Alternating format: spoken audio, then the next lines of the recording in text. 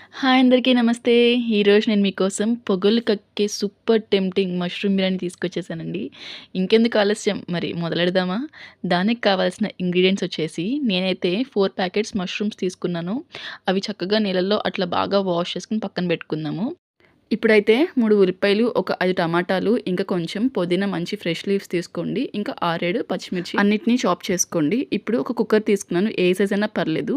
Oil కానీ, నెయ్యి కానీ ఏం వేసుకోకుండా ఇలాగా అనాస పువ్వు, దాల్చిన చెక్క, లవంగ ముగ్గలు అలాగా అన్నీ వేసేసుకున్నాక కొంచెం ఉల్లిపాయలు కూడా వేసుకోండి. ఒట్టిగా అట్లాగా మీరు జస్ట్ అలా ఫ్రై చేయండి. దాంట్లో ఏమీ వేయకుండా చేయండి. వీడియో స్కిప్ చేయకుండా చూస్తే మీకు అర్థమవుతుంది. ఇలా మొత్తం ఫ్రై చేసుకున్నాక అండ్ ఇప్పుడు కొంచెం మనము నానబెట్టుకున్నాము బియ్యం అట్లాగా సైడ్కి పెట్టేసుకుందాము. అండ్ మష్రూమ్స్ కూడా అట్లాగా సైడ్కి పెట్టేసుకుందాం. ఇప్పుడు మీరు నెయ్యి వేయాలి. సో ఈ టైంలో నెయ్యి వేయాలి. ఎందుకంటే ఇప్పుడు నెయ్యి వేస్తే మీకు దాని టేస్ట్ అయితే చాలా అంటే చాలా బాగుంటుంది.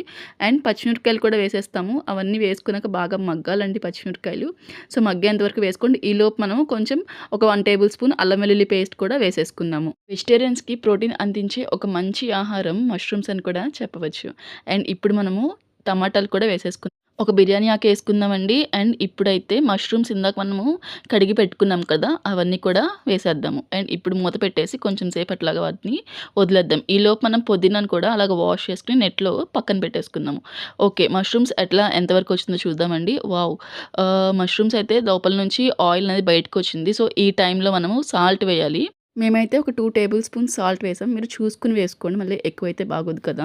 మష్రూమ్స్ తినడం వల్ల బ్రెయిన్ హెల్త్ బాగుంటుంది. అండ్ కొలెస్ట్రాల్ లెవెల్స్ని కూడా తగ్గించడంలో సహాయపడుతుంది. అండ్ ఇప్పుడు మష్రూమ్స్ అనేవి అట్లా ఆ స్టేజ్లో ఉడికిపోయినాయి. అండ్ ఇప్పుడు మనమైతే 4 గ్లాసెస్ ఆఫ్ వాటర్ తీసుకున్నామండి. మేమైతే 2.5 గ్లాసెస్ ఆఫ్ రైస్కి 4 గ్లాసెస్ తీసుకుని అండ్ కొంచెం ఒక గ్లాస్ పాలు కూడా పోస్తున్నాము.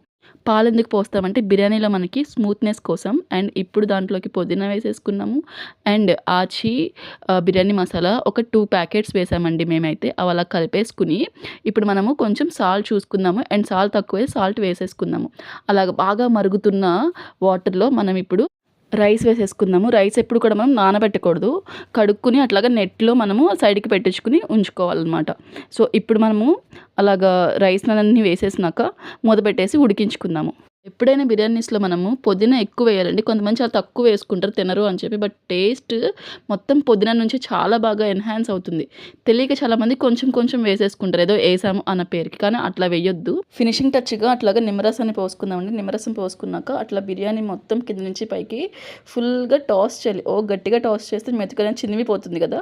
సో అట్లా స్లోగా టాస్ చేస్తుండాలి. కుకింగ్ అనేది ఒక ఎంజాయ్‌మెంట్ అండి. సో మనం దాన్ని ఆస్వాదించాలి. ఆ అరోమాని కూడా మనము హ్యాపీగా ఫీల్ అవ్వాలి. అంతేగాని కుక్కర్‌లో పెట్టేసేసి ఒక 3, 4 విజిల్స్ రానిచ్చేసేసి ఓకే అయిపోయింది మష్రూమ్ బిర్యానీ అని అంటే కాదండి. ఎప్పుడైనా సరే ఏ రెసిపీ అయినా సరే కుక్కర్‌లో కాకుండా ఇలాగ మనం స్లోగా కుక్ చేసుకుంటే దాని టేస్ట్ అండ్ మనకి హెల్త్‌కి కూడా చాలా మంచిది.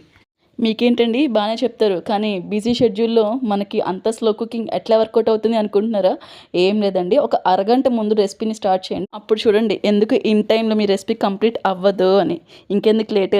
నా రెసిపీ మీకు నచ్చినట్లయితే లైక్ చేసి, షేర్ చేసి, సబ్స్క్రైబ్ కూడా చేయండి. Thank you.